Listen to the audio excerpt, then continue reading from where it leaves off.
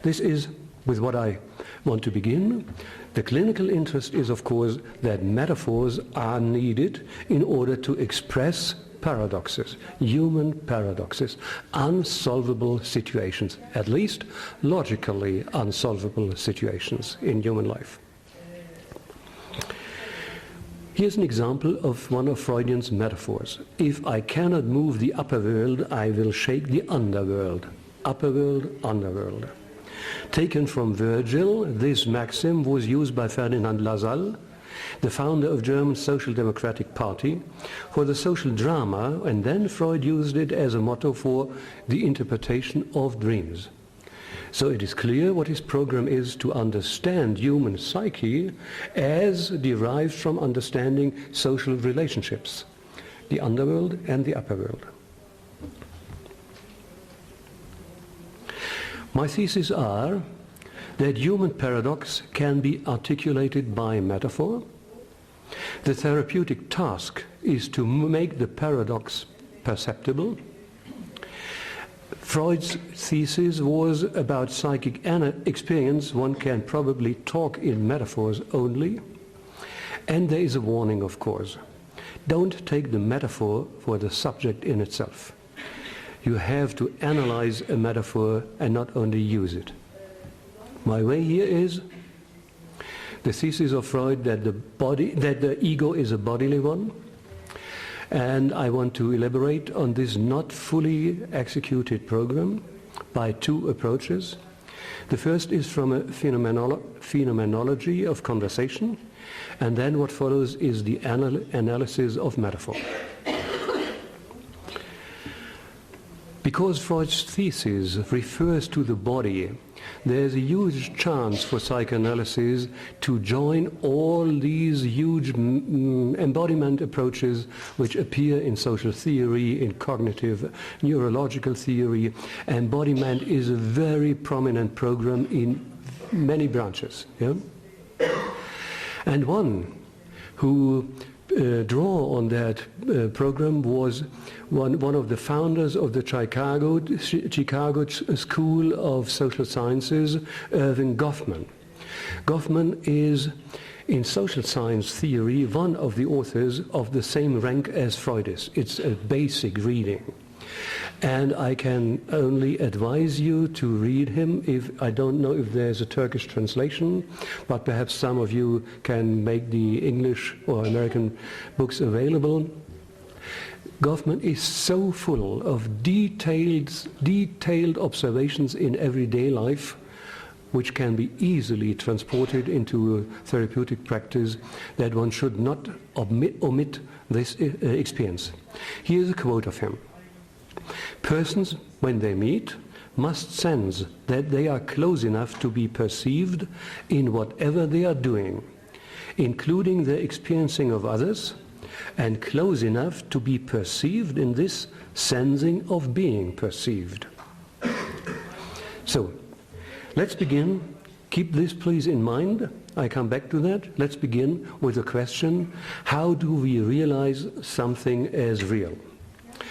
I make a very simple thought experiment, which is taken from many lectures and observations of children and from baby watchers theory. And you see, babies observe something. Don't let's say babies, it's more toddlers.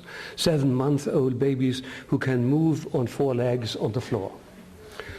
And sometimes stand up and a little bit unstable, but then they fall back on their 4 legs, and they see a ball there, and what do they make to test if that ball is real or only an imagination? They see it, and they tap to it. The ball is a perceptual object, and they have a first sense to see it, and a second sense, and they must integrate these senses together. The second sense is, of course, the exertion it needs to make a movement to the ball in order to overcome the distance, and then tap with the hand to the ball and see the ball rolling away. So obviously the ball is a real object. What baby watchers have done is that they did not expose toddlers to real balls, but to video screens where a ball is seen. And then the babies move to the screen where the ball is seen, and they touch on the screen, and obviously the haptic experience in the hands is completely different. They know that they feel something which should be round, and this is irritating. And what we can learn that under normal circumstances, we perceive something as real then when we have one channel, one sense channel, and this sense channel is confirmed by another one. This is something which not only babies do. Lawyers and judges in court have the rule, one witness is no witness. What one witness tells must be confirmed by a second witness. The second witness is one of the judge's eyes. So I call this the bifocal triad.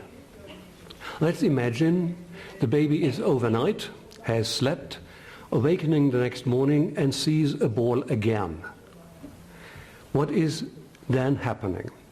It looks like as if this is only a repetition, but a precise analysis shows something is different. The following day, the baby sees the ball, the perceptual object, first sense, second sense,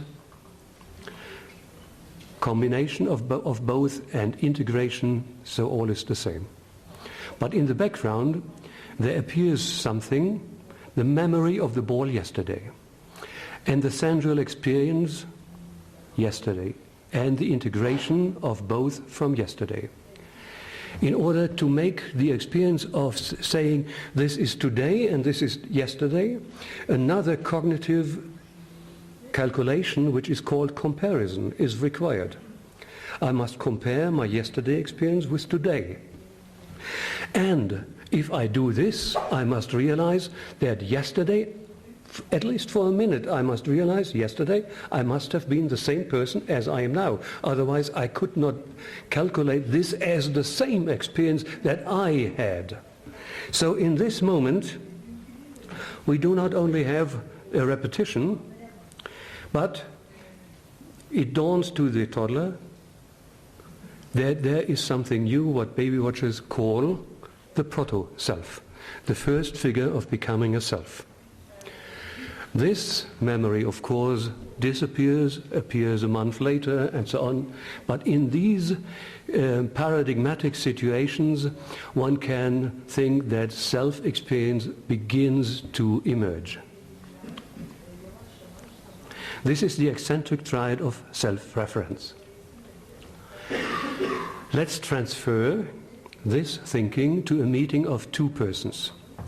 Two persons unknown to each other, for instance, meeting in an elevator or in a bus or wherever this might happen. What is observable, what they do?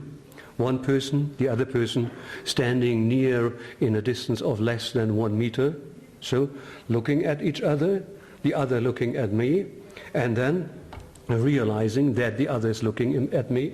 First glance, second glance. And what is done then, if they want to begin a conversation? Let's change the situation for a moment.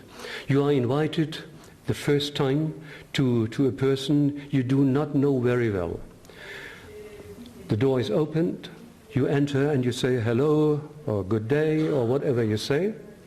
And then at least you say something, where is the wardrobe?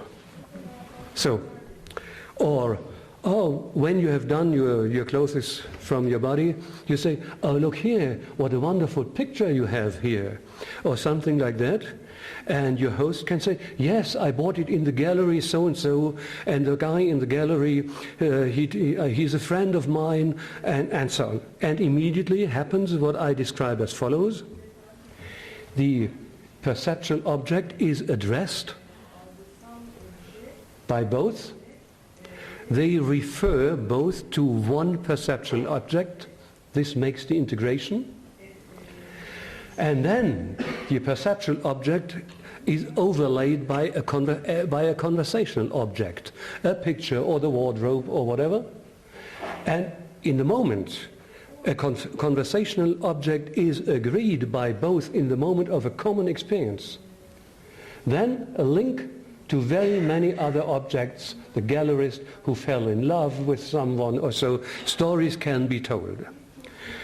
These three steps, perceptual object, conversational object, and linking with other conversational objects, form the base for our standard routines of how we make sure that we are in one world, that we do not live in different worlds. Of course, these processes can be disturbed severely, but I will not talk about this. So, this common ground, as linguists say, is something where one imagines a kind of territory. If you have a common ground, then you think of something where you can build your house on it. I prefer to talk of doing common ground. Common ground is no object, it's an activity which two people do together. You can have a perceptual world together, mutually, and then you make sure that you're in a common ground. And this makes possible a we experience. We two are for a moment together. We are present and we are existent, otherwise we could not share the common world together. So these dimensions on which philosophers talk so much about presence and existence and so on, is recreated from second to second, and it's no structural dimension if we look on the conversation that can be analyzed as I try to do it here. There's a definition of common ground by one of the leading linguists. He says, the pursuit and exploitation of mutual knowledge, shared expectations and other types of common ground not only serves the mutual management of referential information, but has important consequences in the realm of social interpersonal affiliation. The informational and social affiliational functions of common ground are closely interlinked. Not only information, but social relationships count here. And I want to bring to you a quote from Merleau-Ponty, one of the most interesting philosophers. He, for instance, writes about, we touch the world with our voices and the world is touched by us. If we think of our voices, we are in the world of embodiment. We are doing embodied therapy by speaking with and to patients, and we have heard by Rob Hale this morning how deep this experience can touch us. And Merleau-Ponty says, when I press my two hands together, it is not a matter of two sensations felt together as one perceives two objects placed side by side, but an ambiguous setup in which both hands can alternate the role of touching and being touched. So if I feel both hands, the difference between activity and passivity vanishes. Touching and being touched is for a moment the same.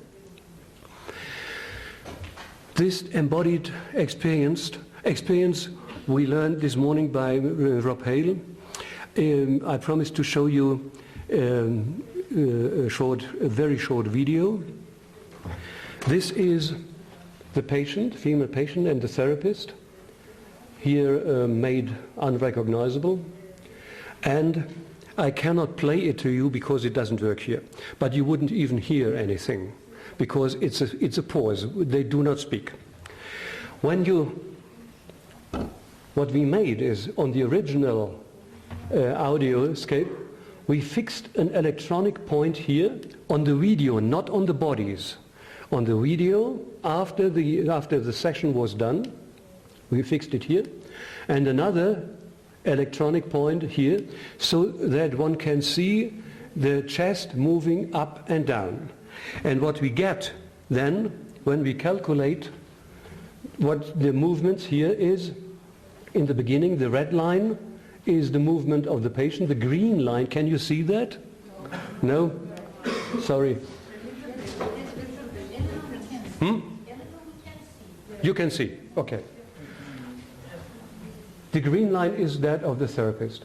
You see, here the patient makes a movement with the whole body, sitting, turning around, so we cannot see the breathing of both. But here we see the therapist, the patient starts, and the green line follows. Then they outhale and inhale and outhale and inhale and outhale and inhale, and then something happens here. Something happens here. I have to use the mic here. Okay. Something happens here, that this synchronization of about 9 seconds is disturbed, and we wondered why. We did not see this by our blank eyes before. This instrument made it visible to us. And what we can see is, I show you another graph here. Can you see that better here?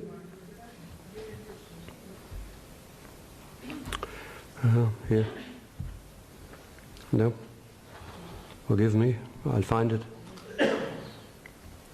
Here. So, we made here the green and red points. Can you detect them? Do you see them? Yeah? They are going always parallel, parallel, parallel, parallel, parallel, and here suddenly something happens that they are desynchronized. One is up and the other is down.